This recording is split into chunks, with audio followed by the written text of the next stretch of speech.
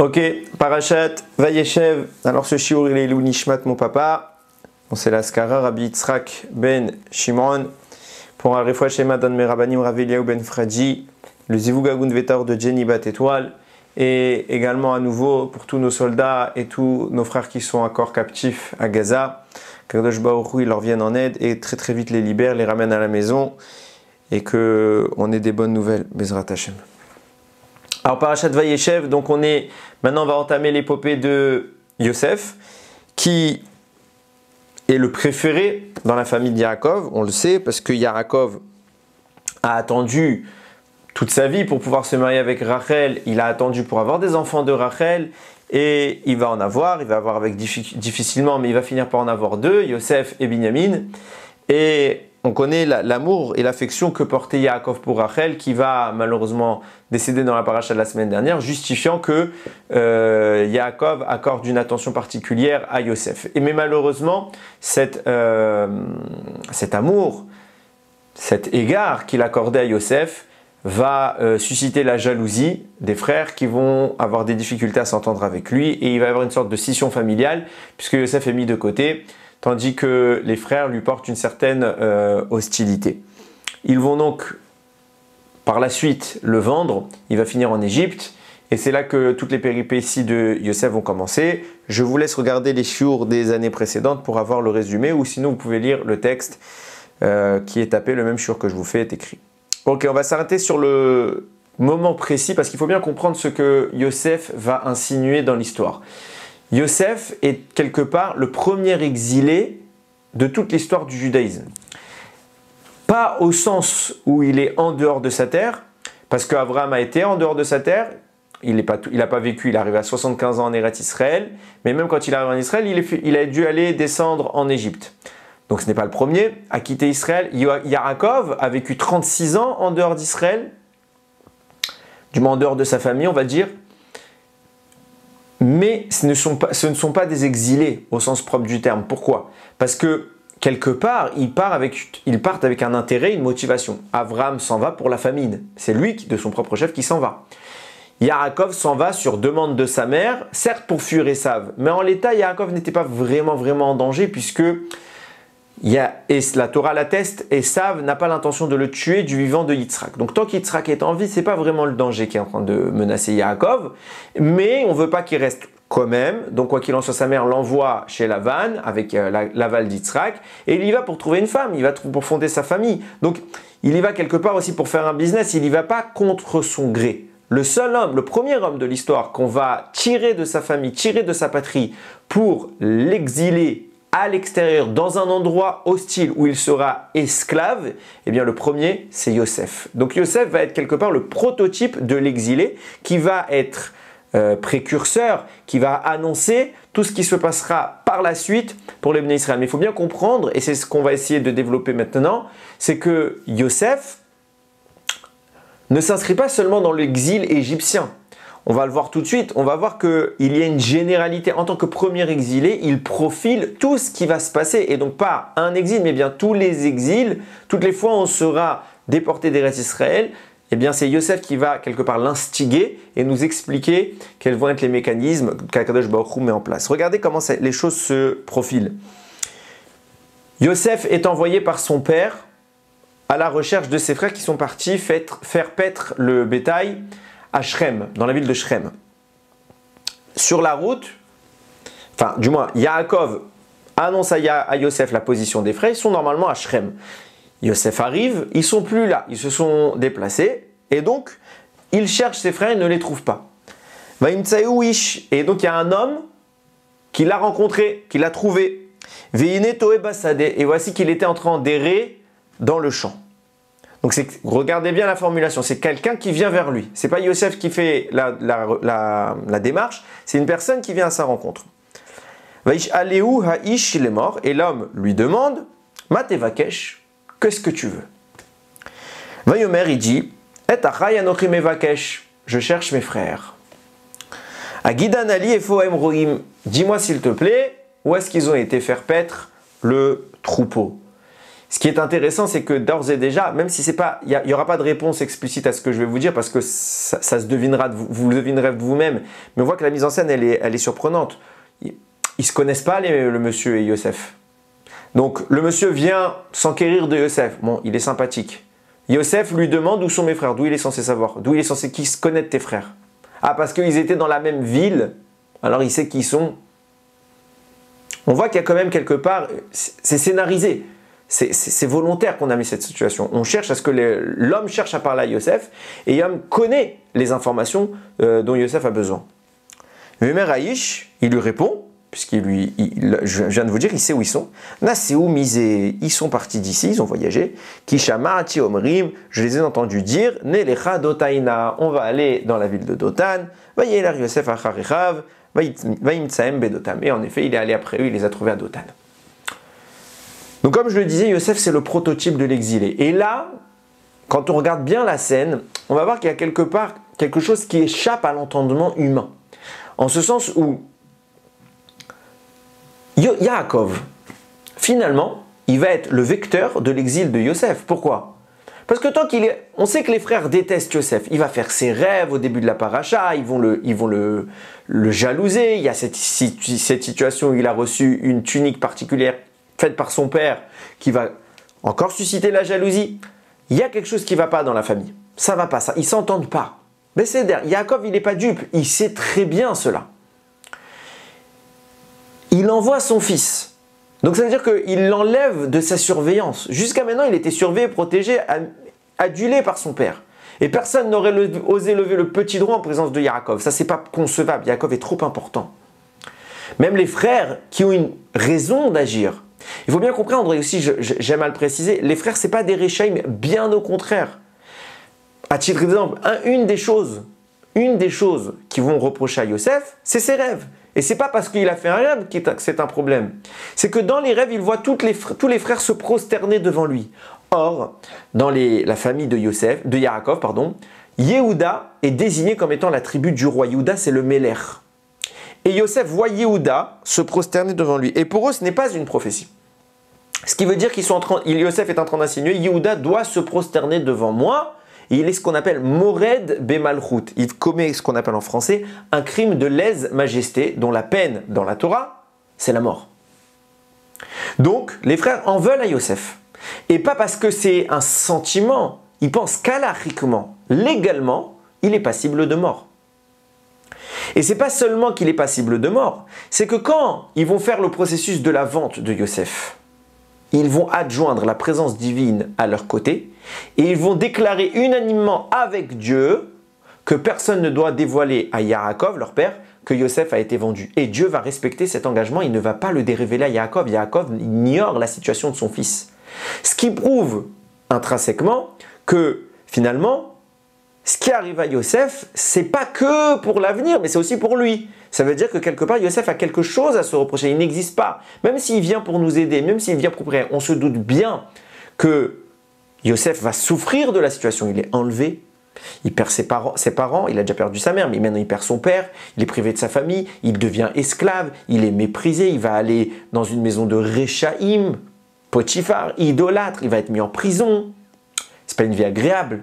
On se doute que Yosef a dû pleurer. On se doute que Yosef a dû souffrir. S'il a cela, quelque part, à son niveau, à notre niveau, on ne parlerait même pas, mais à son niveau, il y a un petit point de détail qui n'est pas parfait et Akadosh Baruch Hu le répare. Donc les frères n'agissent pas pour rien. Et Dieu soutient la situation. Même s'ils n'avaient pas le droit d'agir comme ils l'ont fait, ils pensaient eux qu'ils avaient le droit, mais au final, ce n'était pas la situation idéale. Passons. Ce que j'essaie de dire, c'est que finalement, on voit que Yaakov le met en péril en l'éloignant de lui. Ça veut dire quoi? C'est-à-dire que Yaakov n'a à aucun instant l'intention d'envoyer son fils à la mort, ni même en exil, évidemment. Mais on voit qu'il y a quelque part Dieu qui intervient pour gérer l'histoire, comme il le fait tout le temps, et va contraindre la situation dans laquelle Yosef est en péril. Et sans que, et on l'a prouvé à plusieurs reprises, sans que Yaakov ne s'en rende compte, il va lui tendre le piège. C'est pourquoi dans notre passage, je viens de vous dire qu'il y a Yosef qui va descendre en exil, puisqu'on voit que ce n'est pas une situation qui s'est fait spontanément, mais qui, au contraire, est orientée par Akadosh Baruch Hu. On voit que se profile ici un cheminement. Et comme je l'ai dit tout à l'heure, Yosef va dessiner, va poser les fondements et les bases de tous les exils du peuple juif. C'est pour ça que les sages vont s'intéresser sur cette histoire de l'homme qui vient à la rencontre de Yosef. Je vous l'ai dit, c'est bizarre, c'est pas fortuit cette rencontre. Il ne connaît pas Yosef, pourquoi il va à sa rencontre? Ah, il le voit en train de chercher quelqu'un, alors il est gentil, mais comme par hasard, il connaît que ses frères, il sait où est-ce qu'ils sont allés, il a entendu leur discussion. Quoi, les frères, ils ont pris le micro et toute la ville, elle a entendu? Non? Bah non. D'autant que la ville de Shrem, elle a été détruite. Donc il n'y a pas beaucoup de monde là-bas. Il y a peut-être des habitants à la périphérie, mais la ville de Shrem, les habitants de Shrem ont été tués par Shimon et Lévi parce qu'il y a eu le viol de Dina. Donc, il n'y a pas beaucoup de monde là-bas. Comme par hasard, il y a un monsieur qui vient, qui va voir Yosef, qui lui dit « Qu'est-ce que tu veux ?» et qui sait les informations, qui lui révèle toutes les informations. C'est pour ça que tout de suite, les Chachamim, les sages, vont s'interroger sur l'identité du personnage et va nous révéler Rashi qu'il s'agit en réalité de l'ange Gabriel, qui, sous forme humaine, va venir s'adresser à Yosef. Et Rashi, en ce sens, il suit à peu près l'immense majorité des Midrashim sur le sujet, qui à peu près unanimement vont dans le sens d'affirmer qu'il s'agissait de l'ange Gabriel. Il y a quand même, on est chez les Juifs, on n'est jamais d'accord, il y a quand même un avis dissident, c'est le Rosh. Et le Rosh, c'est pas quelqu'un qui invente des choses, c'est une base très sérieuse, c'est un des fondements de la halakha, le Rosh. Dans le Shulchan Aruch, toute la halakha que toute la planète suit, peut-être pas toute la planète, mais en tout cas une grande partie, l'immense majorité des Juifs suivent le Shulchan Aruch, aussi bien Sfarad que Ashkenaz. Après, il y a les coutumes, mais le Shulchan Aruch, pour écrire sa halakha, c'est fondé sur 3 grands piliers qui sont le Rif, le Rambam et le Rosh. Le Rosh, donc, c'est un personnage central dont les connaissances sont avérées. Et ce qu'il affirme maintenant, c'est pas, même s'il est peut-être pas, il est minoritaire, c'est fondé. Et il vient nous dire que l'ange, d'après lui, de ce qu'il a entendu, il ne s'agissait pas de Gabriel, il s'agissait de l'ange Raphaël. Et en réalité, les deux ont leurs preuves. Même le Rosh, il fait ses guématriotes, les autres commentaires, ils font leurs guématriotes. Tout en arrive à dire soit Raphaël, soit Gabriel. On va voir qu'ils ne sont pas nécessairement en désaccord, mais avant d'en arriver à ce sujet, se pose une question qui est d'une simplicité infantile. Pourquoi utiliser des anges pour faire un travail d'homme? Informer Yosef de la position de ses frères, il n'y a pas besoin d'un ange pour le faire. C'est absolument pas utile qu'un ange intervienne. Un ange intervient pour faire ce qu'un homme ne peut pas faire. Ça, c'est cohérent, quand il y a vraiment une raison. Mais là, que Dieu envoie un ange pour rien, ça veut dire qu'on aurait très bien pu scénariser les choses différemment et dire il y avait un homme qui était là-bas au moment où les frères étaient en train de discuter et de changer leur destination. Il a entendu, cet homme est resté là-bas jusqu'à l'arrivée de Yosef et il a répété à Yosef. On aurait pu vraiment imaginer que c'est un homme. Non, Hachem, il a mis un ange. Si Hachem a mis un ange, c'est que la mission est celle d'un ange et pas celle d'un homme. Donc en clair, quand l'ange, Gabriel, Raphaël, qui que ce soit, vient intervenir et vient parler à Yosef, il ne lui dit pas une information d'homme, il lui dit une information qui vient du ciel. Ce qui nous démontre qu'on n'a pas du tout compris ce qui est en train d'être joué ici. On ne sait pas de quoi on parle. On n'a pas compris la situation. Parce que la situation en sens premier, c'est un homme qui lui parle, et là c'est très simple. Mais si tu me dis que c'est un malach qui lui parle, un ange, qui vient lui révéler des informations qui sont lui révéler, ou du moins pas nécessairement, mais agir sur une dimension spirituelle, alors il y a une dimension, il y a une lecture qui nous échappe dans ce passage. Et c'est cette lecture qu'on va essayer de comprendre. Bien évidemment, cela n'en est rien à la première lecture qui est aussi vraie. Retenez-le bien. Donc je vous disais tout à l'heure, il y a 2 avis, le Rashi qui dit Gabriel, le Rosh qui dit Raphaël. En réalité, quand vous lisez le texte, le Midrash lui-même, qui est avant le Rosh et avant Rashi, note que le mot qui est interprété comme ange, c'est Ish, c'est un homme. Mais plusieurs fois, on voit dans la Torah que quand il y a un homme qui surgit sans raison, c'est un ange. Par exemple, Yaakov, parachat de la semaine dernière, un homme l'agresse, Ramim nous diront c'est un ange.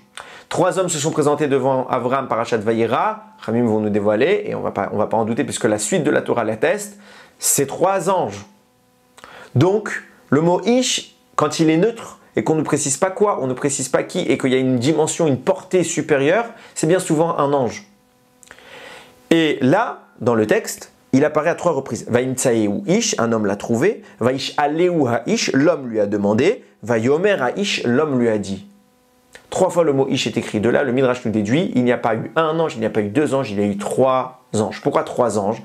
Parce qu'on a un principe qui régit la fonction des anges, c'est que leur intervention sur terre, elle est bornée à une seule action. Un ange vient que pour une seule mission et il ne peut jamais venir pour plusieurs missions. Donc s'il y a eu plusieurs missions, il y a eu forcément plusieurs anges. Pour Abraham, il y a eu 3 anges pour 3 informations distinctes, pour 3 missions distinctes. Un ange ne pouvait pas cumuler 2 rôles. Et bien pareil, ici, il y a 3 fois la mention ish, 3 fois la mention du mot homme qui dénote ici l'ange, vient nous dire le Midrash.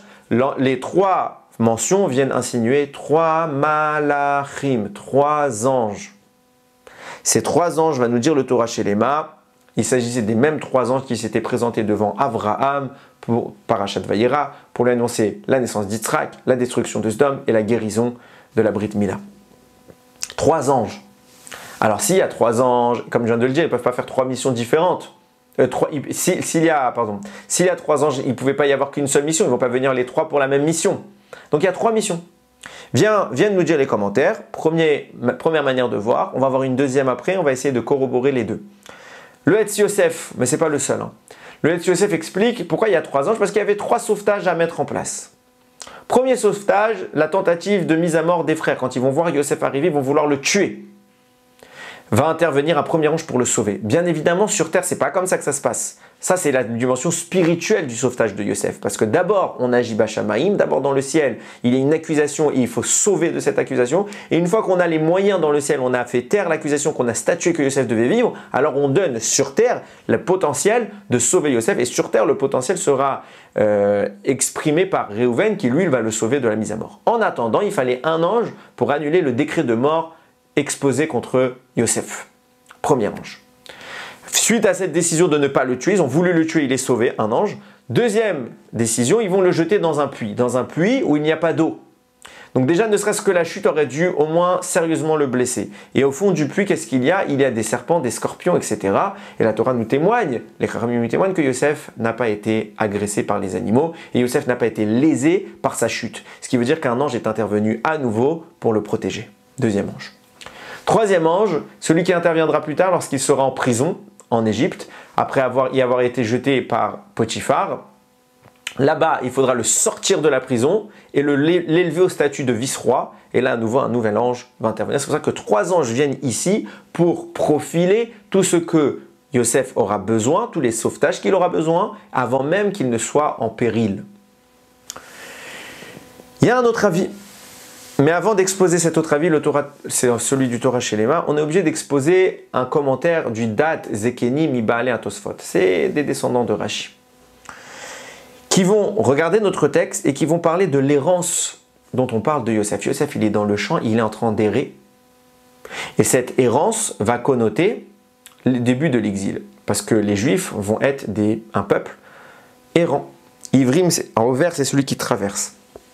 Les Hébreux, c'est ceux qui vont traverser en permanence les endroits, les localités, de génération en génération. Donc il est en train d'errer. Ils vont nous dire, va nous dire le Dat Zekenim, quand on nous dit qu'il est errant, le mot qui est employé c'est Torae, Tav, Ain, He. Pourquoi le mot errant est ici précisé? Parce que comme je l'ai dit en introduction, Yosef est en train d'organiser, du moins par son vécu, de mettre en place tous les fondements des exils à venir dans l'histoire. Et ici sont annoncés les 3 grands périples du peuple juif. Tav, Torae, la première c'est un Tav, valeur numérique 400. 400 parce que le peuple juif va errer 400 ans en Égypte. C'est le temps d'exil qui va être fixé pour cette première galoute. Deuxième lettre, le Aïn. Aïn, valeur numérique 70. Pourquoi? Parce que même après l'Égypte et qu'on va arriver en Eretz Israël, qu'on va bâtir le temple, il finira malheureusement par être détruit par Nebuchadnezzar, l'empire de Babel. Et va s'en suivre une période de 70 ans d'errance, à nouveau, d'exil pour le peuple juif. Dans ces 70 ans, il y aura 2 empires qui vont dominer les Bnei Israël. Ce sera l'empire de Babel, Nebuchadnezzar, puis plus tard, l'empire perse, avec à sa tête le roi Achashverosh et tous les événements de la fête de Purim. Donc il va se cumuler ici 2 exils. Donc on a le premier, le Tav, 400 ans, le deuxième, le Haïn, 70 ans, avec les 2 exils, Babel et Perse. Et enfin le He. Le He va nous expliquer le Dat Zekenim Mibaalei Atosfot, que en réalité le He ne va pas indiquer une durée mais une période, une date. Pourquoi? Parce que le He connote le dernier grand exil du peuple juif, l'exil d'Édom, celui dans lequel nous sommes actuellement, c'est tout l'Occident. Cet exil-là est le dernier de tous, au terme duquel interviendra le Mashiach. Or, Akadosh Baruch Hu ne veut pas révéler la date du Mashiach. Elle n'est pas écrite dans la Torah, elle est peut-être pour certains grands personnages de l'histoire, elle a été dévoilée, mais c'est pas quelque chose, enfin tout est écrit dans la Torah, mais on ne sait pas où la trouver et Hachem ne le dévoilera pas avant la venue du Mashiach. Maintenant, il va quand même annoncer cet exil. Donc puisqu'il a donné les périodes des premiers et deuxièmes, 400 et 70, il va également donner la temporalité, on va dire, du dernier exil, celui d'Édom, qui est le plus long de tous. C'est pour ça qu'il va mettre un He, pas pour donner le temps, mais pour donner la date. C'est quoi He 5, pour nous annoncer que ce sera à la suite du 5e millénaire, donc entre 5 et 6 000 ans, que durera le dernier exil, celui d'Édom, qui est le plus long de tous, et que, de par sa longévité et par l'impossibilité de dévoiler la date, Hachem a simplement cantonné à 5 pour dire au terme de ce 5e millénaire, on entrera dans l'ère messianique. Donc on a ici les grands exils qui sont annoncés à Yosef. Pourquoi? Pour mettre en place le dont je vous parlais. C'est pour ça que je vous ai dit qu'il y a un deuxième avis sur la raison de la présence des 3 malachim. Vient le Da'at Zekenimibal, le Torah Shelema, il dit de même qu'il y a 3 exils qui sont annoncés à Yosef, il fallait un malach, un ange pour les 3 exils. Le premier, celui de l'Égypte, le deuxième, celui des 70 ans, et le troisième, celui de Édom, celui de l'Occident dans lequel nous sommes actuellement. Donc 3 anges pour 3 exils. En fait, on peut même corroborer ça quand on va jusqu'au bout des choses, et je le mets entre guillemets, puisque c'est une simple supposition, on spécule ici, et c'est pas grave si c'est faux, parce que ça ne changera rien dans notre histoire, c'est une réflexion qui est cohérente, donc je me permets de l'évoquer, mais si vous n'êtes pas d'accord ou si vous avez un contre-argumentaire, Bessimcha, au contraire, on est là pour apprendre les uns des autres, c'est ma manière de comprendre les choses, mais ça ne change strictement rien, c'est juste, je fais une corrélation. À savoir, puisqu'on a expliqué tout à l'heure, il y avait 3 anges, d'après le Etz Yosef, c'était pour 3 sauvetages de Yosef. 1 de la mise à mort, 1 du puits, 1 en Égypte. De même, on a donné une 3e explication, il y a 3 anges pour les 3 grands axes de l'exil juif. Égypte, 70 ans d'exil avec Perse et Babylone, et le Édom. En réalité, peut-être qu'on peut corroborer les 3. À savoir que je vous ai dit tout à l'heure qu'il y a 3 anges qui sont les 3 mêmes anges qui étaient présents chez Avram. Et on sait maintenant l'identité du 3e ange. C'est pour ça que je vous ai dit tout à l'heure, Rachi et le Roche, un qui disait que c'était l'ange Gabriel, un qui disait que c'était l'ange Raphaël, ne sont pas en désaccord. En réalité, ils parlent d'un ange différent. Il y a 3 anges. Donc il y avait en effet Gabriel, il y avait en effet Raphaël, il y avait même un 3e malach, c'est l'ange Michaël, le même qui s'était présenté devant Avraham Avinu. Maintenant, quel ange est intervenu sur quel sauvetage de Yosef et quel ange est intervenu sur quel exil du peuple juif? On peut relier les choses sur une seule trame, un seul fil conducteur, à savoir, commençons par le premier, l'exil d'Égypte. L'exil d'Égypte, on le sait qu'il y a un ange qui est intervenu pour sauver Yosef en Égypte. Donc il y a un ange qui va s'occuper de l'exil d'Égypte et ce même ange, il va sans doute être celui qui intervient pour faire le sauvetage de Yosef. Quel est l'ange en question parmi les 3? A priori, je dirais personnellement qu'il s'agit de l'ange Gabriel. Pourquoi? Parce que ce qui fait que Yosef va être sauvé en Égypte, à savoir qu'il va être extrait de la prison pour être élevé au statut de vice-roi, eh bien la Gemara nous le raconte, c'est qu'il y a un ange qui est venu pendant qu'il est en prison, qui lui a enseigné les 70 langages connus à l'époque. Et Yosef connaissait un 71e, celui de sa propre langue maternelle, l'hébreu. La Torah, pas l'hébreu, c'est pas l'hébreu dans le sens hébreu, mais c'est le Lashon HaKodesh, le langage saint, ça veut dire le langage capable de parler de s'adresser avec la divinité. L'ange va lui apprendre donc 70 langages, faisant qu'il en connaît maintenant 71, et il connaît toutes les langues connues. Et il va se rendre devant Pharaon, et là il va discuter avec lui, il va lui faire preuve de toutes ses capacités linguistiques, et Pharaon était réputé justement pour être quelque chose au-dessus, il se prenait pour Dieu, donc il était au sommet de toutes choses. Il est invraisemblable que Pharaon ne connaisse pas une langue. Et pourtant, c'est ce qui s'est passé. Pharaon connaissait 70, mais il ne connaissait pas les 71 langues, celles du peuple juif. C'est pourquoi, quand Yosef va faire preuve de tous ses talents, Pharaon va être humilié. Pour se préserver de l'humiliation, Pharaon va négocier avec Yosef la chose suivante. Ne révèle pas au monde que tu connais une langue supplémentaire, donc que tu m'es supérieur. En échange de quoi, je te mets à mes côtés sur le trône. Et donc, grâce à l'intervention de l'ange Gabriel, dans la prison pour sortir Yosef, Yosef va devenir vice-roi d'Égypte. Et par la suite, par ce statut social qui est le sien, il va permettre au peuple juif de survivre, de poser les fondements d'une vie juive en Égypte. Et c'est ce qui va permettre notre survie durant toute notre période. Donc il paraît pas exagéré de dire que le premier ange qui est intervenu en Égypte et qui a sauvé également Yosef en prison, c'était Gabriel. Le troisième ange, je saute le deuxième pour que ce soit plus logique. Troisième ange, c'est celui qui intervient à Édom dans le dernier exil. Édom, ce sont les descendants de Esav qui viennent se confronter aux descendants de Yaakov, au peuple juif. C'est la confrontation ultime entre Yaakov et Esav, c'est maintenant le dernier exil, c'est ce qui amènera à l'avènement du Mashiach. Donc on est ici dans un bras de fer, entre Israël et Édom, entre Yaakov et Esav. À la fin de cela, Édom sera défait et Israël acquiert la possibilité de se connecter définitivement à Kadosh Baruch Hu, à Dieu, et à être représenté dans sa terre en Israël. L'ange qui représente le peuple d'Israël s'appelle Michaël. Donc dans cette confrontation où il y a potentiellement une mise à mort, du moins l'objectif, c'est la mise à mort du peuple juif par Esav, c'est ce qu'il souhaite. Il va y avoir un sauvetage. Par qui? Par l'ange en question, qui doit sauver son peuple. Et on sait qu'en Égypte, c'est Dieu qui est personnellement venu sauver son peuple. Donc ce n'est pas Michaël pour les autres exils. Mais en attendant, là, il va y avoir, de même qu'il y a confrontation sur terre, il y a confrontation dans le ciel. L'ange d'Esav se confronte à l'ange d'Israël.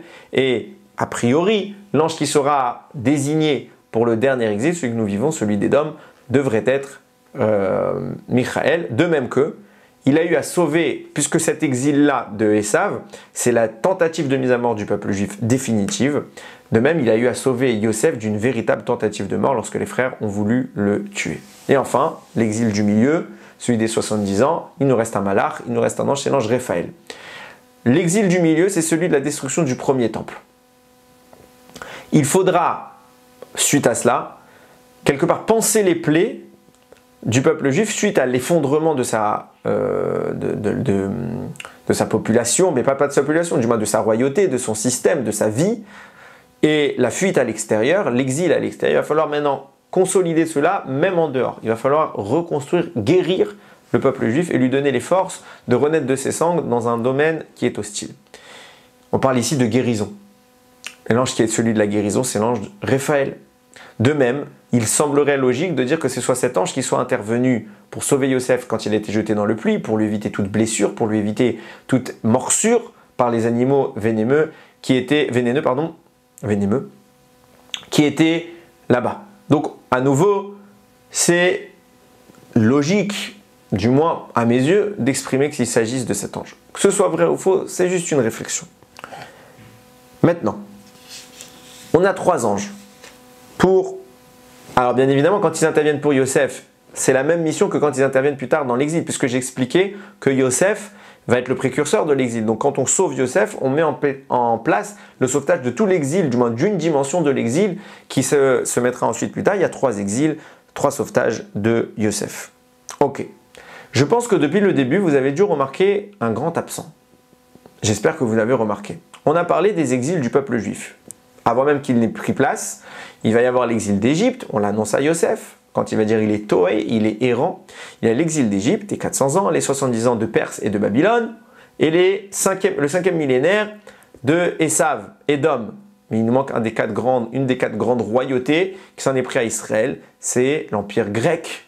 L'Empire grec s'en est bien pris à Israël pendant les événements de Hanouka, et au Hachem, on a été sauvé. Tout est annoncé à Yosef, Égypte, Babel, Perse, Édom, mais Hanouka, on ne lui en parle pas. Alors, bien évidemment que Yosef connaît les informations de Hanouka, ce n'est pas là le sujet. D'ailleurs, il va intervenir sur Hanouka, on a fait plusieurs cours sur le sujet. Mais, ici, au moment où Yosef est exilé, on ne lui en parle pas.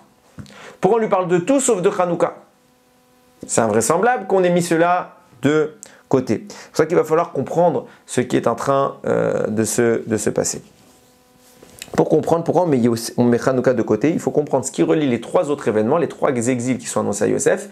Ils doivent avoir un point commun, un format qui se distingue de Hanouka. pour ça qu'on le met de côté. S'ils sont pas dit, eux, ils doivent être pareils, donc on en parle ensemble. Et Hanouka n'est pas pareil, donc on n'en parle pas ensemble. Donc on passe par l'analyse de ces trois gros passages. Une fois qu'on aura compris quel est le fil conducteur qui les réunit, on pourra évoquer maintenant pourquoi Hanouka est absent. Il y a un commentateur qui s'appelle le Hagra des Kala, mais ce n'est pas le seul qui va parler de ça, il y en a plusieurs. Le Nézer HaKodesh parle aussi beaucoup de ce que je vais dire maintenant. Quand on il va apporter une lecture qui est somme toute très intéressante et qui est très mystique. Quand on analyse les événements de notre parachat, du moins jusqu'à la vente de Yosef, on voit que tout tourne autour d'une notion. Le fait que c'était des bergers qui faisaient paître leur troupeau, le troupeau de leur père. Et quand on extrapole un peu, on voit que ça commence beaucoup plus tôt dans l'histoire, ça commence depuis la parachat Vayetse. Vayetse, Yaakov s'en va et il se dirige vers Lavan. Il arrive dans sa ville et qu'est-ce qu'il trouve? Un puits où il y avait 3 troupeaux. Là-bas, il discute avec eux, il demande après Lavan qui arrive la fille de Lavan, Rachel, avec un troupeau. Yaakov donne à boire à tout le troupeau de Rachel. Il retourne chez Lavan et il demande la main de Rachel. Yaakov va devoir donc travailler pour obtenir la main de Rachel. Il va également obtenir la main de Léa. Et pour ce faire, il va travailler 14 ans. Qu'est-ce qu'il va faire? 14 ans, il va travailler le troupeau de Lavan. Suite à quoi, au terme des 14 ans, lui aussi il va demander maintenant une rémunération, un salaire. Il va dire, je vais travailler maintenant pour moi. Donc il va travailler encore le troupeau de Lavan et il va être payé avec l'usufruit du troupeau, à savoir, ils vont fixer ensemble un salaire, ils vont lui dire voilà, maintenant toutes les naissances à partir de maintenant qui sont de telle manière, tachées de telle forme, etc., c'est pour moi, et tous ceux qui sont différemment, c'est pour toi. Comme ça, on laisse un peu le hasard se faire et on a une répartition à peu près équitable de la production animale. Yaakov va fortement s'enrichir. Suite à quoi il part avec tout son troupeau et il l'a vidé littéralement. Hachem va faire un miracle, que la majorité des naissances seront dans le format qui revient à Yaakov. Donc il va littéralement vider Lavan de tout son troupeau. Yaakov s'est donc emparé du troupeau de Lavan quelque part. Pareillement à cela,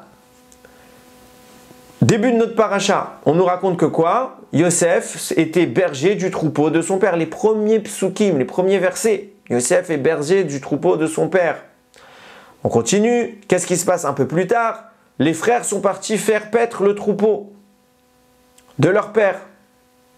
Et c'est précisément à ce moment-là que Yaakov va s'enquérir du troupeau qu'il a envoyé, va demander à Yosef, va voir si tout va bien avec tes frères et va voir si tout va bien avec le troupeau.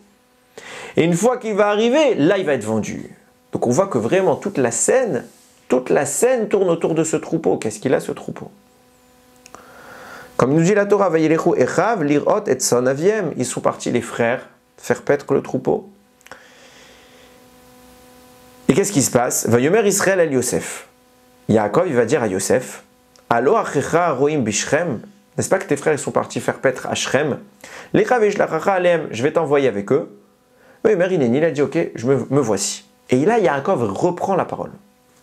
Vayomer il lui dit, Lechna re'e et shelom achecha ve et shelom atzon. Va voir si, comment se porte la paix de tes frères et la paix du troupeau. Vashiveni davar. Vashiveni davar. Et rapporte-moi un compte rendu.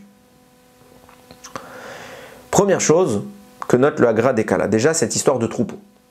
Deuxième point, Yaakov dit 2 fois la même chose. Il dit à son fils, tes frères, ils sont à Shrem pour faire paître. Je vais t'envoyer là-bas. Yosef accepte. Et Yaakov reprend et dit, va voir si tout va bien. Ben, pourquoi je t'envoie? On a compris pourquoi tu l'envoies. Pourquoi il répète le même ordre? Va voir la paix du troupeau, la paix de tes frères. On ne comprend pas. Comprenez bien. La Torah est écrite par Dieu. Il n'y a pas un mot en trop, on ne répète pas. Pas pour rien. Pas sans raison. On répète. Information inutile. Plus que ça, vient le Hagra des Kala et il pose une question qui est simple. Il dit à chaque fois on voit dans la Torah que les hommes d'exception, très hauts, sont préservés du mensonge. Je vous donne un exemple. Quand Avraham Avinu va partir pour faire la Akedat Yitzhak, il arrive au pied de la montagne et avec lui il y a deux jeunes hommes. Il y a Yitzhak plus 2 autres. C'est Eliezer et Ishmaël. Et il leur dit restez au pied de la montagne et regardez bien les mots sont clairs. Nous on va y aller avec Yitzhak. Venishtachen, on va se prosterner. Venashuva elechem, on reviendra vers Alechem, pardon. Et nous reviendrons vers vous. C'est pas vrai. Parce qu'il va faire quoi là maintenant? Dans sa tête, il va égorger son fils. Il va tuer Yitzhak. Donc techniquement, il aurait dû dire « et je reviendrai avec vous ». Mais puisqu'il dit « nous reviendrons avec vous », alors on a l'impression en première lecture qu'Abraham est en train de leur mentir pour leur cacher ce qu'il compte faire. Mais si Abraham, c'est parce que c'est pas, entre autres, c'est parce que c'est pas un menteur. Donc il est impossible de dire qu'Abraham a volontairement menti. Il n'aurait rien dit. Il n'aurait pu rien dire. Je vais aller, on va se prosterner là-bas, point. Et on les laisse déduire d'eux-mêmes la suite. Non, là il a menti. Rachid dira, il n'a pas menti. Seulement, Akadosh Baruch Hu a glissé dans sa bouche une prophétie. Sans que Abraham ne soit au courant de rien, il va faire fourcher sa langue. Et une parole qu'Abraham ne voulait pas dire, il aurait sans doute voulu dire « et je reviendrai », Hachem va la modifier, il va dire « et nous reviendrons ». Et Abraham parle, et Rachid dit il est en train de prophétiser, mais en réalité, il ne comprend pas ce qu'il prophétise. Il ne sait pas de quoi il parle. Parce que s'il savait que Yitzhak reviendrait, alors Abraham n'aurait pas eu des preuves à faire la Kedat Yitzhak. Donc en fait, il ne sait pas de quoi il parle. Nous reviendrons. Et en effet, ça s'est reproduit, il est revenu. Donc on voit que, pour pas qu'Abraham dise une chose qui ne soit fausse, Akadosh Baruch Hu a glissé la vérité dans sa bouche. Comme si Hachem s'adressait au monde par l'entremise de la bouche d'Abraham. C'est pas la seule fois, on voit que les paroles de Tzadikim, elles se réalisent quoi qu'il en coûte. Par exemple, dans la Gemara, je ne l'ai pas écrit dans le texte, mais je vous le dis, dans la Gemara, traité Makot, là-bas, il y a le roi David qui, ne pouvant pas construire le temple, il n'a pas eu l'autorisation de construire le temple, c'est son fils Shlomo qui va le faire. Il va malgré tout s'affairer à faire les fondations, à creuser les fondations. En creusant, ils vont arriver devant la pierre qui scelle les eaux du Maboul, du déluge. Et sans faire exprès, quelqu'un va briser cette pierre, ce seau, et les eaux du déluge vont commencer à jaillir et inonder et recouvrir la surface de la terre. David sait comment arrêter cela. Le problème qu'a David, c'est de savoir est-ce qu'il a le droit ou pas d'arrêter cela. Il sait qu'en utilisant le nom d'Hachem, ce qu'on appelle le Shem Amephorash, le véritable nom, il peut tout à fait arrêter les eaux. La question, c'est qu'en écrivant le nom sur une pierre et en la jetant dans l'eau, cette pierre va se dissoudre et le nom va s'effacer. Est-ce qu'on a le droit d'effacer un nom aussi saint?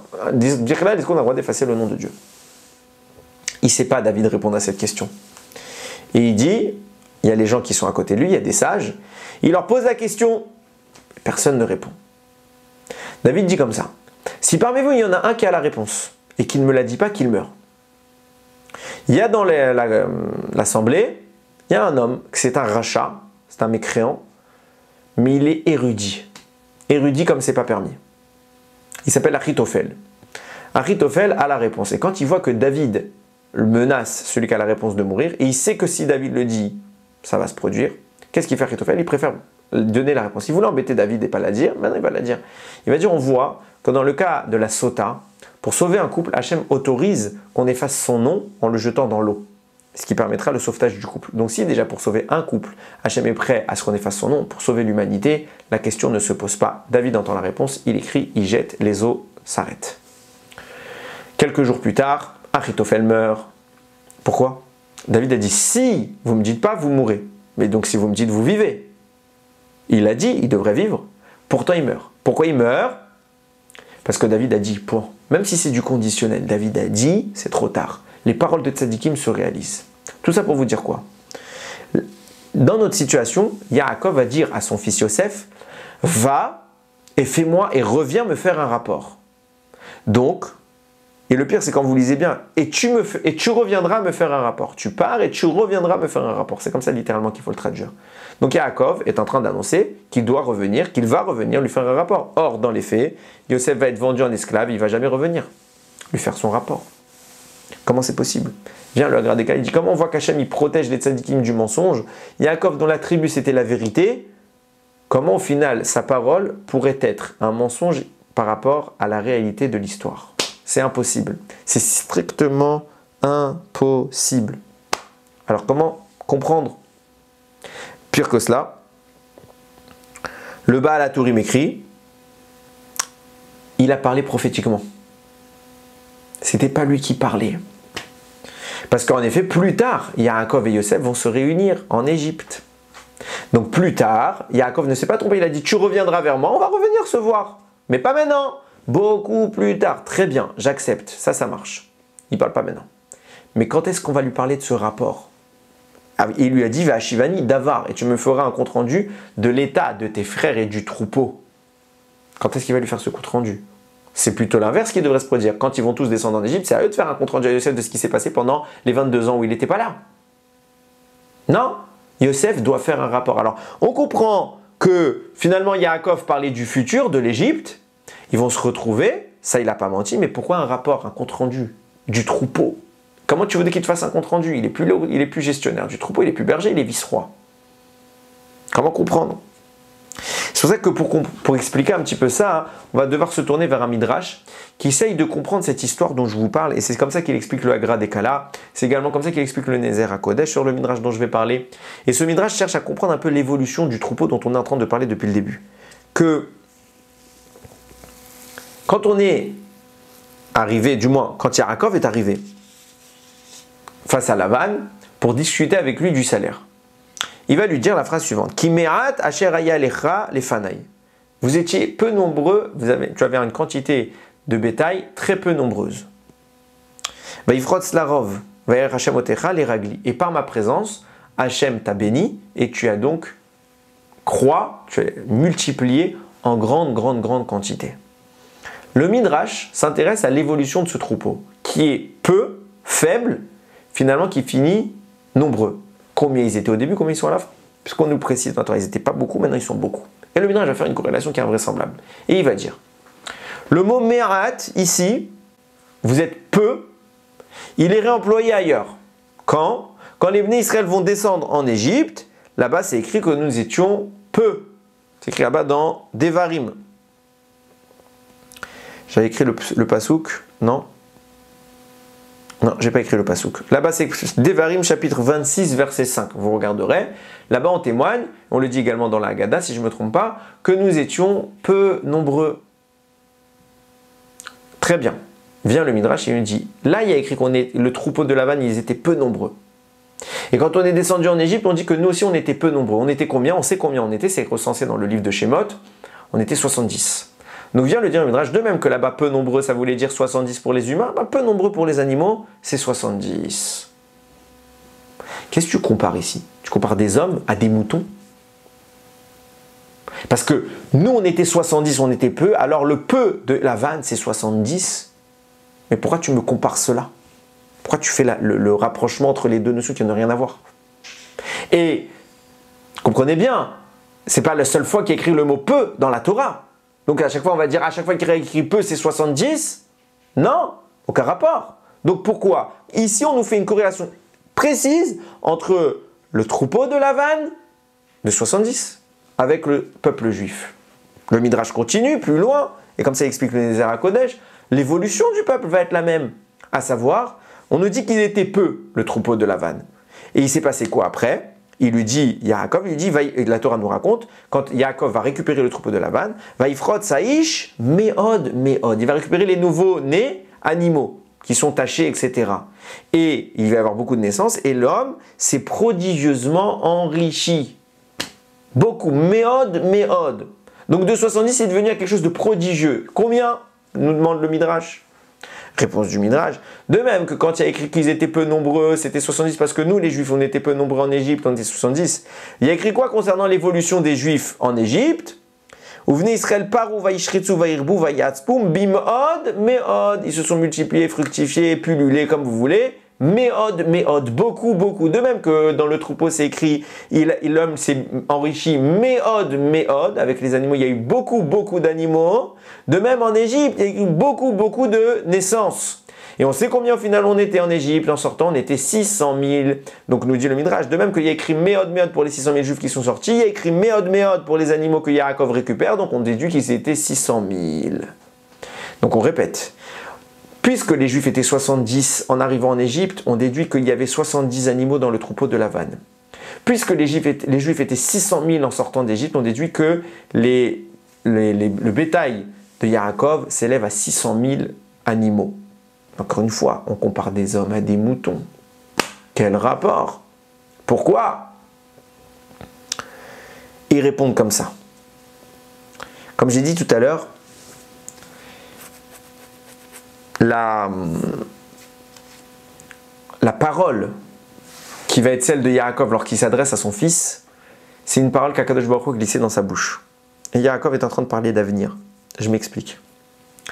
Depuis la faute d'Adam Arishon, du premier homme, et donc les fautes qui suivront ensuite, il va y avoir une lésion, il va y avoir une baisse, une régression des âmes que Dieu avait destinées à descendre sur terre. Les âmes humaines juives vont quelque part être prisonnières des forces du mal qui vont les empêcher de s'exprimer dans le monde. Et il faut bien comprendre qu'il va les faire, il ne peut pas empêcher, il ne peut pas garder un stock de Neshamot, il est obligé de les faire apparaître, donc il va les faire apparaître dans la dimension de l'existence les plus basses pour empêcher leur existence réelle, concrète et tangible. Donc il va les faire régresser au plus bas niveau de l'échelle existentielle, à savoir le minéral. Les âmes juives vont être enfermées dans le minéral. C'est pour ça que Yaakov d'ailleurs va devoir, quand il va faire le fameux rêve de l'échelle, il va prendre les 12 pierres, il va faire des tests avec les pierres, parce que dans les pierres vont quelque part être emprisonnées les âmes du peuple juif, dans le minéral. Et au moment de ce rêve, il va les libérer d'un échelon, pour pouvoir leur donner l'opportunité de s'exprimer maintenant dans la dimension animale. Quand est-ce que cela se produit? Tout de suite après son rêve de l'échelle, il arrive et il voit un puits. Là-bas, je vous l'ai dit tout à l'heure, il y avait quoi? 3 bergers. Et qu'est-ce qu'il fait Yaakov? Il y a une grosse pierre qui bouche le puits. Encore une fois, il y a une pierre. Il enlève la pierre. Et il voit un quatrième troupeau arriver, celui de Rachel, pardon. Et il va lui donner à boire. Qu'est-ce qui se passe à ce moment-là? Les âmes contenues dans le minéral vont être absorbées par les 70 moutons que Rachel accompagne.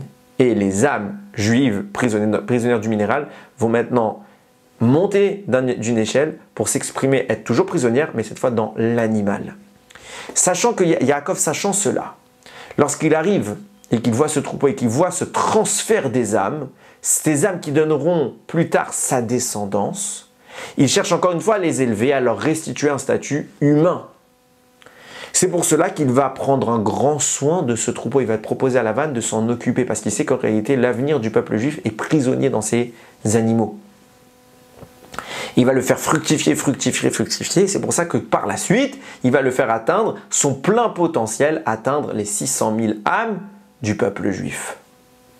C'est ce qui expliquera pourquoi le Midrash fait la corrélation entre le troupeau de Lavan, qui va devenir celui de Yaakov, et le peuple juif, qui est en réalité le troupeau d'Akadosh Baruch Hu.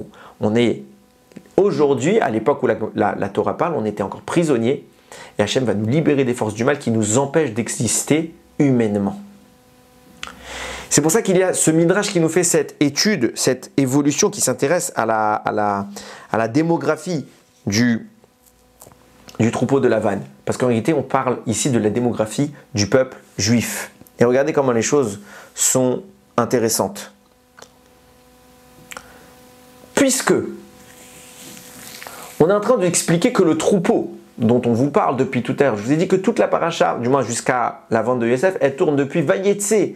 Ça tourne sur le fait que Yaakov est un berger qui se gère un troupeau et qu'il récupère un troupeau et que son fils Yosef est berger et que ses frères vont faire paître le troupeau qui sont aussi des bergers. Tout tourne autour de cela. Et qu'est-ce qu'il lui dit Yaakov à Yosef quand il l'envoie? Il lui dit L'Erna re'e et shalom achecha, va voir la paix de tes frères, ve'et shalom atzon, et la paix du troupeau. Quel troupeau tu parles? Et on a dit, il lui a glissé une phrase dans la bouche, c'est pas lui qui parle, parce qu'en réalité, Yaakov, il avait déjà parlé, il avait dit, va, je vais t'envoyer voir tes frères. Maintenant, il y a une nouvelle phrase qui répète la même chose. Pourquoi tu répètes la même chose? Parce qu'en réalité, c'est pas Yaakov qui parle, c'est Akadosh Baruch Hu qui glisse les paroles dans sa bouche, pour qu'il dise quelque chose de supplémentaire, une chose que l'humain ne pouvait pas dire. Qu'est-ce qu'il est en train de parler? Il lui dit, va voir le troupeau de tes frères, est-ce qu'il est en paix? Et il nous avait dit, la suite, il lui dit, et tu reviendras me faire ton rapport. Il nous dit le Baal HaTurim, quand est-ce qu'il va revenir auprès de son père? À la fin, quand ils seront en Égypte. Donc en réalité, puisque l'événement que Yaakov annonce inconsciemment par l'entremise de Dieu, du moins par l'intervention de Dieu dans sa bouche, il parle de l'Égypte. Donc on est en train de se passer quoi ici?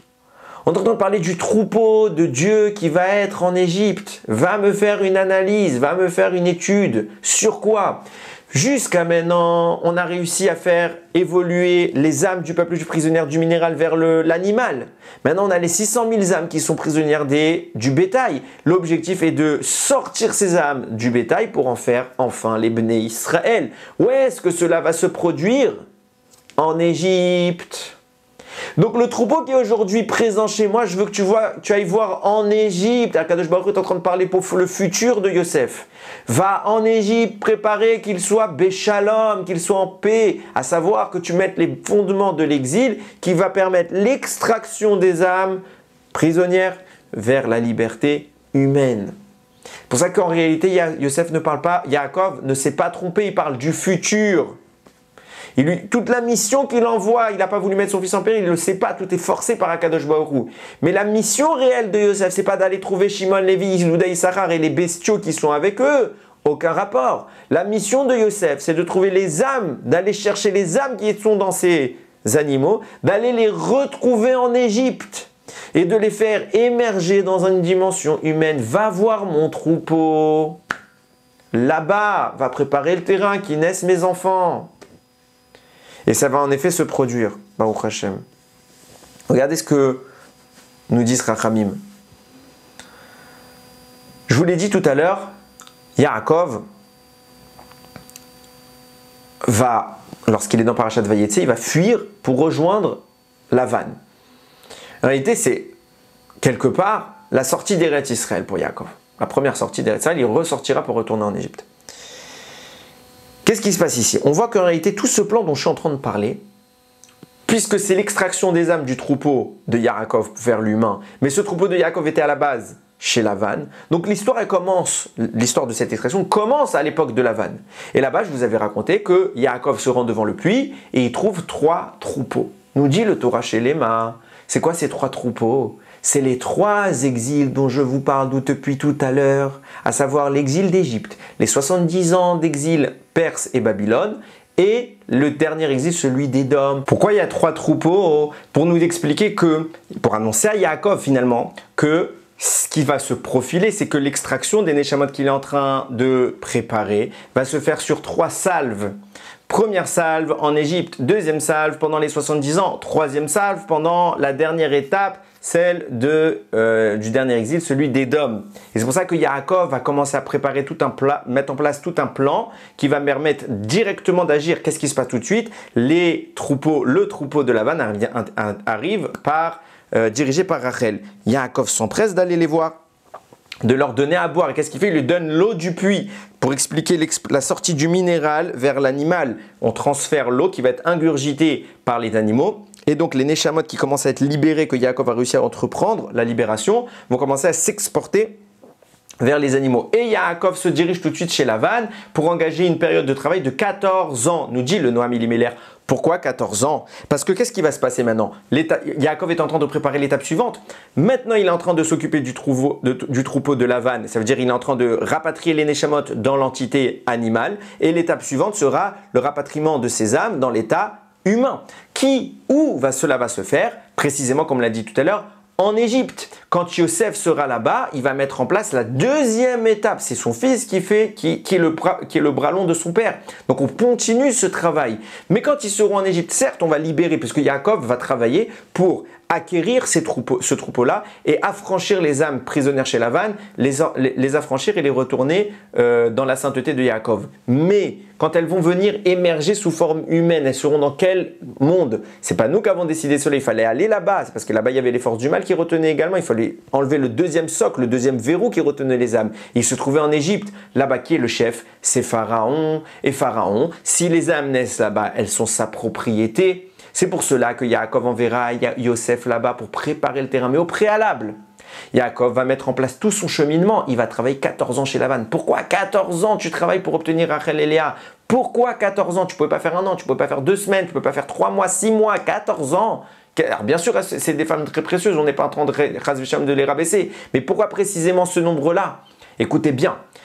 Quand on va être chez Paro, Yosef va devoir interpréter Parashat de la semaine prochaine, Niketz, lorsque Yosef va devoir interpréter les rêves du roi. De quoi a rêvé le roi?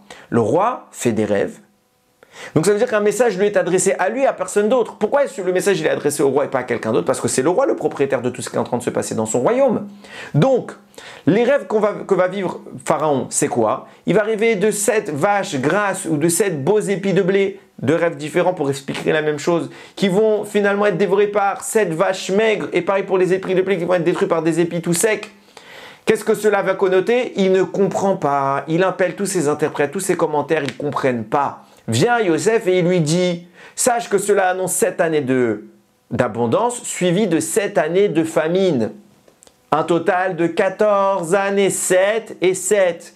Et pourquoi ça se passe de cette manière? Pourquoi Pharaon n'a pas reçu un message explicite lui annonçant les choses? Si Dieu veut le lui dire, dis-le lui. Pourquoi ça passe par l'interprétation de Yosef? Parce qu'en réalité, au préalable de tout cela, normalement, Pharaon aurait dû être le dépositaire de ses âmes. Et en les 14 années, la notion de l'abondance, de la production, ça veut dire la notion de l'arrivée du peuple juif, des Neshamot du peuple juif. Qu'est-ce qui se passe à ce moment-là? Yaakov a devancé la chose. Il dit, puisque pendant 7 années, et même pendant les 7 années de famine, le propriétaire, c'est celui qui est l'auteur du pays, qui est le propriétaire, qui est le gestionnaire du pays, c'est Pharaon. Donc même pendant ces 14 ans de naissance de mon peuple, spirituellement bien évidemment, c'est la propriété de Pharaon. Donc qu'est-ce qu'il fait Yaakov? Il va travailler 14 ans chez Lavan pour dire, je libère ces âmes de toute l'emprise négative dont elles sont par lesquelles elles sont retenues, et je les affranchis. Et puisque j'ai travaillé 14 ans pour les affranchir, les 14 années parmi lesquelles Pharaon aurait dû être encore le dépositaire de ces dames, je les ai déjà devancées, je les ai rachetées, justifiant que Pharaon reçoive l'information pour lui dire c'est à toi qu'elles auraient dû venir ces dames. Mais c'est pas toi qui les auras, parce qu'il va falloir que Yosef intervienne, et c'est Yosef qui va lui voler la vedette, lui expliquer le secret de ce rêve, et lui dire tu n'es pas capable de gérer ces âmes. Pourquoi il va lui dire? Parce qu'il va lui dire, il faut maintenant que tu nommes un homme érudit, capable et intelligent pour pouvoir sauver ton pays. Et Pharaon va léguer toutes les chaînes du pouvoir à Yosef. Yosef, subitement, de même que Yaakov a défaussé Lavan de son troupeau, Yosef est en train de défausser Pharaon du peuple juif qui aurait dû être sa propriété, ses propres prisonniers. Et à ce moment-là, il libère les Neshamot. Pendant ce temps, Yosef peut commencer à travailler. Et tout l'objectif ici, et c'est comme ça qu'il rapporte le Noam Elimelech, c'est exactement l'idée de dire qu'il va y avoir un travail sur le long terme, depuis Yaakov jusqu'à la fin de l'exil, de réparation du troupeau. Des âmes contenues dans le troupeau. Et on voit que même Yaakov travaille, Yosef travaille, mais ce n'est pas les seuls. Les frères sont partis faire paître le troupeau de leur père. Pourquoi les frères vont faire paître le troupeau? Parce qu'eux aussi travaillent sur ce troupeau. Et Rachid le note, il y a écrit, ils sont partis l'irot et son avien, faire paître le troupeau de leur père. Le mot et, il y a des points dessus. Rachid dit pourquoi des points? Pour dire qu'ils sont partis se repaître eux-mêmes. Comment ça? Des gens de leur ampleur, leur objectif c'était de se remplir la panse. Chas Shalom. Viens, Noam Elimelech, il écrit, quand on dit ils sont partis se repaître, puisque tout l'objectif ici c'est la réparation des Neshamot, eux aussi sont des Neshamot qui à la base étaient dans le troupeau, puisque Yaakov les a fait naître plus tard, mais à la base ils étaient prisonnières, ces Neshamot, on a vu avec les 12 pierres, etc.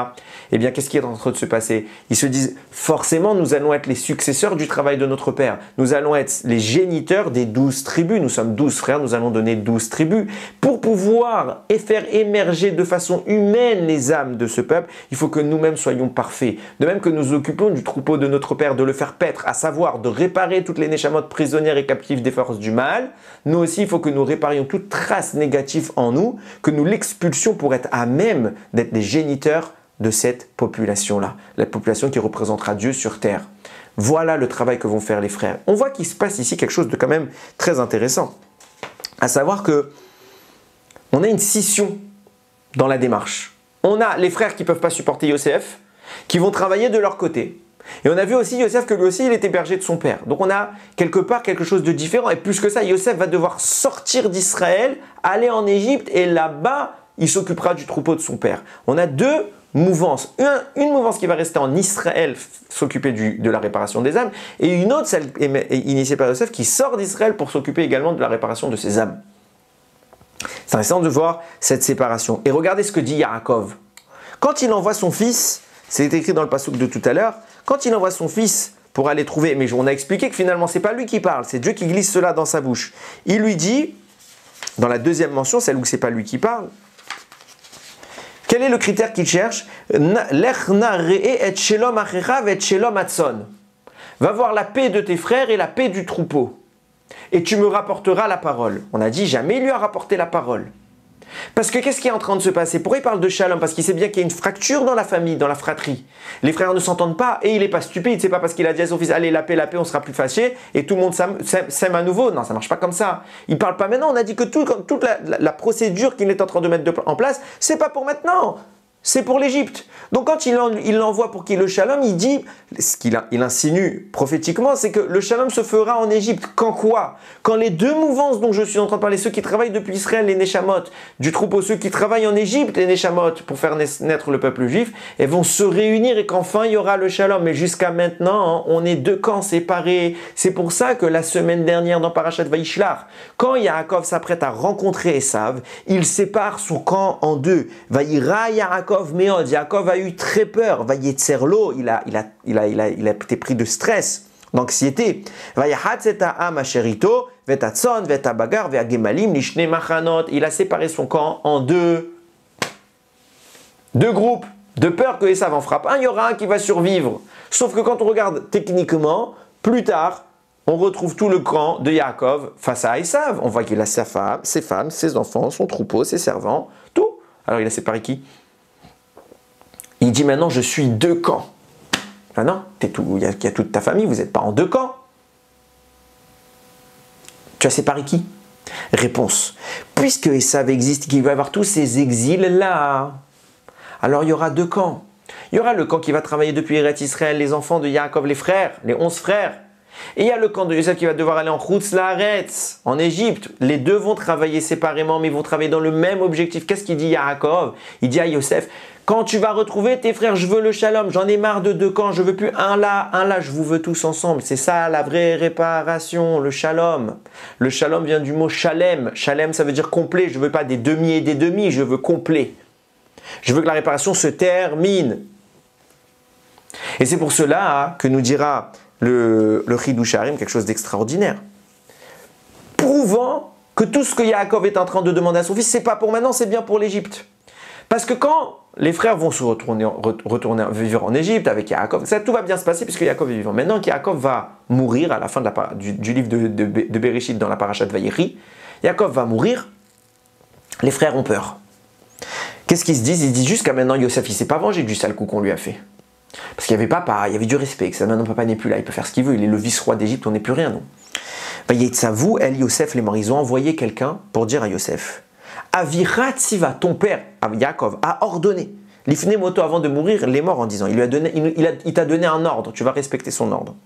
Kotomeru le Yosef, ainsi vous direz à Yosef, Ana sana pesha achecha vechatatam kira gemalucha vata sana le pesha avdecha eloke avira vayef Yosef bedabera melav.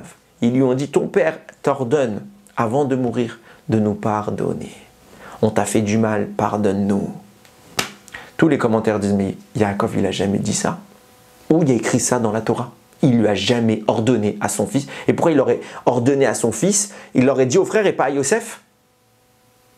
Tu veux m'ordonner, ordonne-moi. Pourquoi tu dis, vous direz à Yosef, il était avec son fils, dis-lui, pardonne-leur. Non, il n'a rien dit.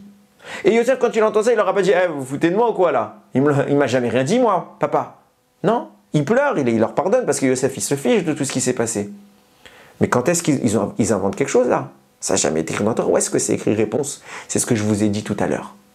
Quand Yaakov il envoie Yosef, il lui dit va, en réalité il lui dit va en Égypte, voir comment se porte mon troupeau, les Neshamot qui sont dans le troupeau, maintenant va là-bas voir comment, va préparer leur arrivée en Égypte, va voir qu'ils soient Béchalom, parce que je veux que tu sois le Shalom avec tes frères et avec le troupeau en Égypte, pas maintenant c'est pas encore faisable, en Égypte vous devrez être Béchalom. Donc viennent les frères et disent, souviens-toi l'ordre, le vrai ordre de ton père qui parlait, maintenant que tu as compris de quoi il parle papa, parce que quand Yaakov il lui donne les infos, il y a Yosef, il ne sait pas ce qui va se passer. Mais maintenant que tout s'est produit, que l'histoire s'est dévoilée, Yosef comprend qu'il parlait de l'Égypte. Il dit, tu te souviens quand papa il t'a dit qu'il fallait que tu trouves le shalom avec tes frères, il parlait de quand on est en Égypte, donc ton père t'ordonne maintenant de faire la paix avec nous. Et Yosef il accepte, il dit, mais bien sûr que c'est de ça qu'il parlait mon père. S'il ne leur aurait repris la parole, il aurait dit jamais de la vie. Bien sûr que c'est ça qui parlait papa. L'objectif, c'est qu'on soit en Béchalom quand on arrive en Égypte. Et là, à ce moment-là, quand ils sont venus en Égypte, qu'est-ce qu'on a dit tout à l'heure? Il a fait un compte-rendu à son père quand il était vivant. Il a fait un compte-rendu à son père. Mais évidemment, qu'est-ce qui était l'objectif de Yosef? C'était de préparer l'exil, de préparer l'amorce du Ham Israël, du peuple juif en Égypte, et de voir comment, en effet, ils pourront fleurir là-bas. Il a fait tout ce travail. Quand, au bout de 22 ans, Yaakov descend en Égypte rejoindre Yosef, il se retrouve et il lui dit, Yosef dit à son père, « Papa, j'ai tout ce qu'il faut, vous pouvez descendre en Égypte. » Ça, c'est le message de réponse. Tu m'avais demandé de te faire un compte-rendu. On avait dit, mais jamais il a fait son compte-rendu. Si, il lui a dit, papa, il y a tout ce qu'il faut, vous pouvez descendre. J'ai réussi la mission que tu m'as confiée, que j'avais pas compris c'était quoi cette mission. Maintenant, j'ai compris c'était quoi cette mission qu'Hachem a mis dans ta bouche. Ma mission est réussie. Toutes les conditions de la descente en Égypte et de la naissance du peuple Israël sont réunies. Vous pouvez descendre. Et là, il lui a fait son rapport. Et jamais Yaakov ne s'est trompé d'un mot dans ce qu'il a dit. Maintenant, on va pouvoir répondre à ma question laissée en suspens. Je vous ai dit comment ça se fait que toutes les exils qui ont été annoncés à Yosef concernent l'Égypte, les 70 ans Perse, Babylone et Édom. Mais on a oublié Hanouka. Hanouka, c'est aussi le moment où les Grecs nous ont imposé leur régime, nous ont asservis religieusement. Pourquoi tu me parles de tous les exils, de toutes les royautés, sauf de celles des Grecs? Réponse. Parce que c'est ce que je vous ai dit, il y a deux groupes. Il y a les gens qui travaillent depuis Eretz Israël et il y a Yosef qui est parti en Khoutzaret, c'est un errant, c'est un exilé. Or, le seul de tous les exils qui ne s'est pas passé en dehors de nos frontières, mais bien à l'intérieur, en Israël, c'est bien celui de Hanouka. Parce qu'il faut bien refaire l'histoire, on a l'Égypte, on sort d'Égypte, on se dirige vers Eretz Israël, pendant des siècles, on va faire les combats, on va dominer Eretz Israël, on va récupérer notre terre, on va construire le temple. Des siècles plus tard, à peu près 4, presque 5, le temple va être détruit et le peuple juif est exilé pour une période de 70 ans. Pendant ces 70 ans, il y a Babel, comme je l'ai dit, et il y a Perse. Perse, le roi s'appelle Achashverosh. Achashverosh va se marier avec la reine Esther. Esther est juive et il va y avoir tous les événements de Purim. Ils vont ensemble avoir un enfant qui s'appelle Dariavesh, en français Darius, et ce roi va autoriser le peuple juif à retourner dans sa terre et à reconstruire le temple. C'est sous l'égide d'Ezra que le peuple juif retourne en Israël et bâtit le second temple. Et c'est pendant cette période, quelques siècles plus tard, que les Grecs vont renverser l'empire perse et dominer la nation d'Israël et justement les empêcher de faire le service dans le temple et toute la profanation qui va se suivre à Hanouka. L'exil grec se passe chez nous, en Israël. Pas en dehors d'Israël. Yosef, quand les anges vont... Bien sûr que Yosef est au courant de ce qui va se passer, mais quand les anges le rencontrent, ils lui parlent de sa mission. Sa mission, elle, c'est celle qui consiste à sortir. Ils vont nous parler des 3 exils, on va sortir. Édom, les 70 ans et l'Égypte. On est sorti d'Israël, donc il lui parle de sa mission de maintenant, pas d'une autre mission. Hanouka, c'est le travail qui se fait depuis Eretz Israël. C'est la seule fois où on a eu un exil en Israël. Et c'est ce qui se passe. Regardez bien les choses. Jusqu'à maintenant, qu'est-ce qui se passe? On avait les frères qui vont devoir faire le shalom avec Yosef. Et Yosef qui va devoir faire le shalom avec ses frères. Comment ça se passe? C'est Yosef qui s'en va, puis finalement c'est eux qui le rejoignent parce qu'il faut faire émerger ces Neshamot. Mais à un moment donné, Akadosh Baruch Hu nous a fait revenir de l'exil. On est allé une première fois en Israël, on est allé une deuxième fois. Et là, regardez ce que dit la Gemara. Elle dit quelque chose d'intéressant. Quand on en arrive au moment où on va pouvoir enfin récupérer le droit de retourner en Israël, c'est dans l'événement de Purim, quand la reine Esther va monter au pouvoir auprès de Achashverosh, ils vont ensuite avoir un fils.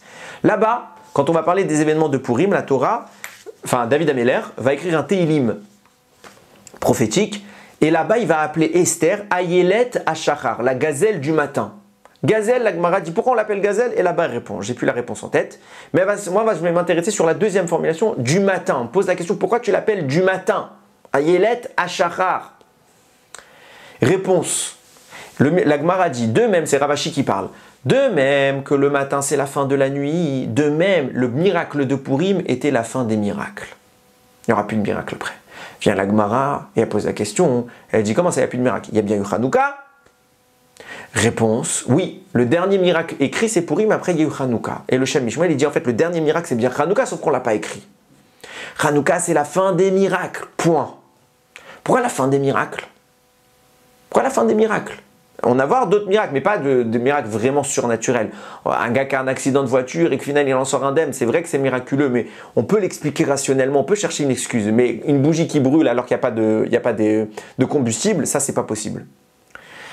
Le dernier miracle, c'est Hanouka. Pourquoi c'est le dernier miracle? On est en Israël et tu nous fais un dernier miracle. Et d'ailleurs, question, l'annonce de la fin des miracles est mentionnée par le mot matin. Esther, c'est le matin qui met fin au miracle de la nuit. Mais non, mais normalement, on aurait dû dire l'inverse. Puisqu'il n'y a plus de miracle, il n'y a plus de manifestation de Dieu, donc on tombe dans l'obscurité. On aurait dû dire que Esther, c'est la nuit parce qu'elle met fin au miracle. Non, on appelle le matin. Le matin, c'est quand la lumière brille. Pourquoi on nous dit que quand la lumière brille, c'est la fin des miracles?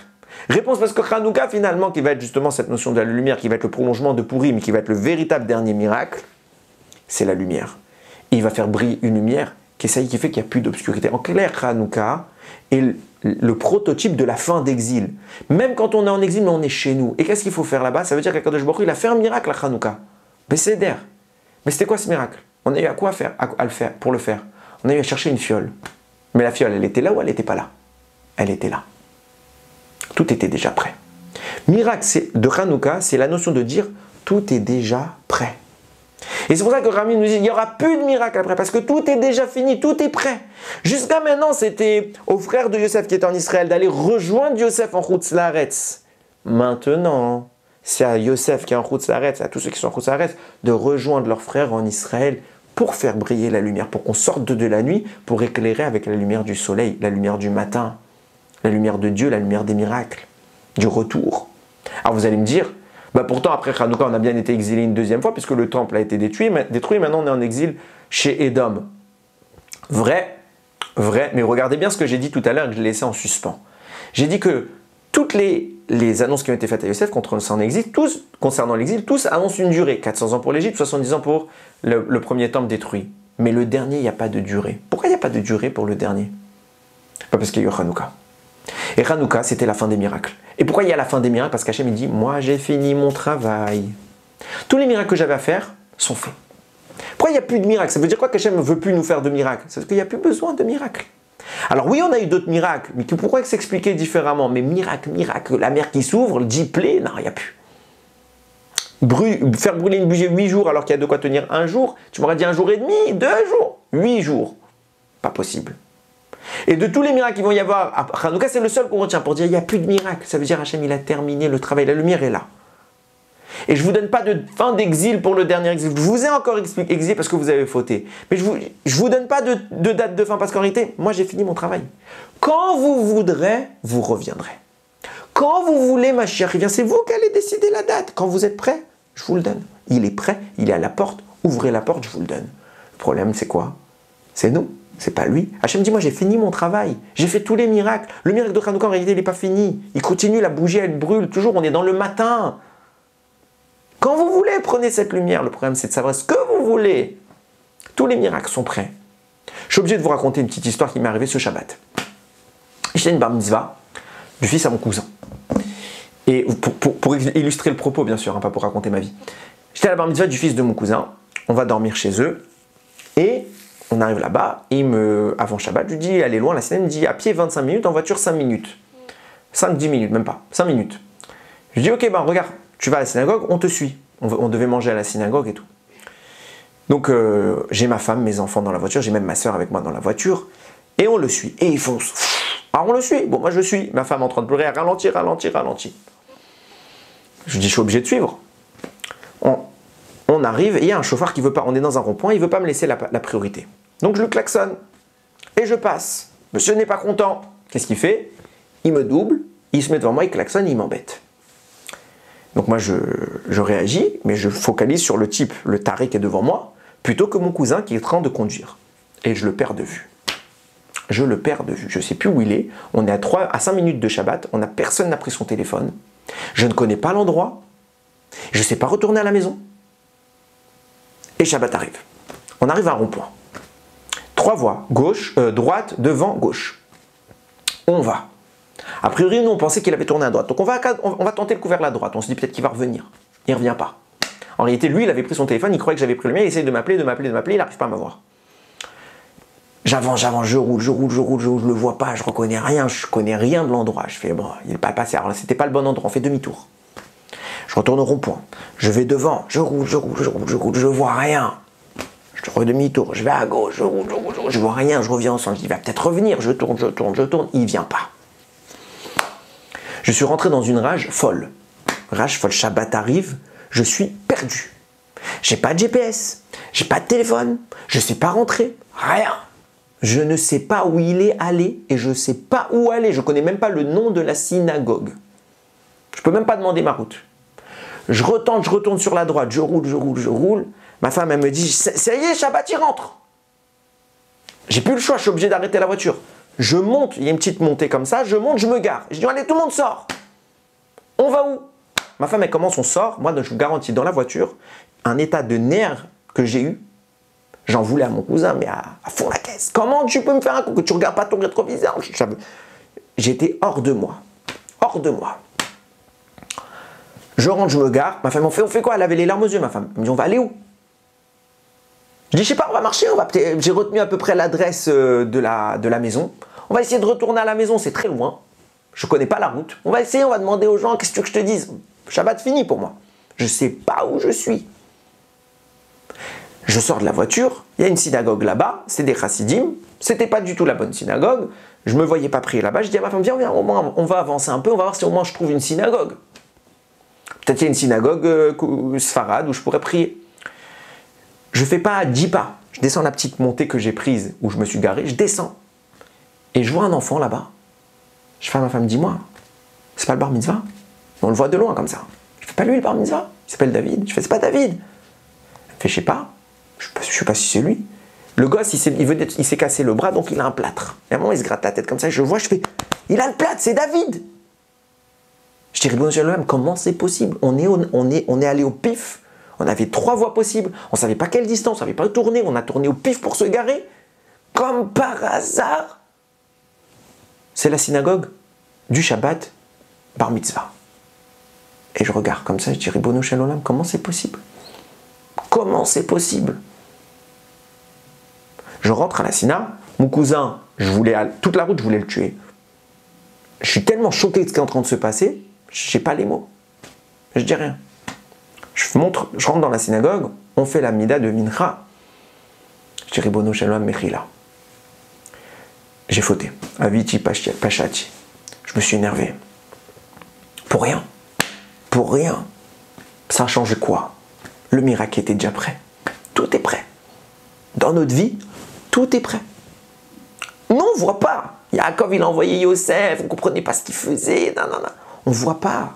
Mais au final, on est là où on doit être. Akadosh Baruch Hu nous a mis, c'est pas possible ce que je vous explique. Ça s'est passé Shabbat. Impossible que je trouve l'endroit. Je ne sais rien de l'endroit. Et je me trouve au pif. Et c'est pas à 2 mètres, on est à quelques kilomètres de la maison. Au pif. Bon endroit. Bonne destination. Chérie Ribono Shel Olam. Mais là, je me suis énervé. J'ai appelé mes enfants après, je leur ai dit, c'est pas bien ce que j'ai fait. Pourquoi? Parce que regardez, Hachem, il fait un miracle pour nous, et nous, avocats, qu'est-ce qu'on est en train de faire? On est en train de s'énerver, tout ce qu'il n'aime pas. C'est pas bien. Il faut faire tchouva. Le problème, en réalité, c'est pas de savoir ce que le miracle était prêt. Parce qu'en fait, Hachem, il a conduit la voiture pour moi, il m'a amené là où il fallait que je sois. Le miracle était prêt. Le problème, c'est le chemin sur le miracle, pour arriver au miracle. Et le chemin sur le miracle, c'est pas nous. C'est pas lui, pardon, c'est nous. Et le problème, là, c'était moi. C'est nous le problème, c'est pas lui. Lui, il a fini son travail.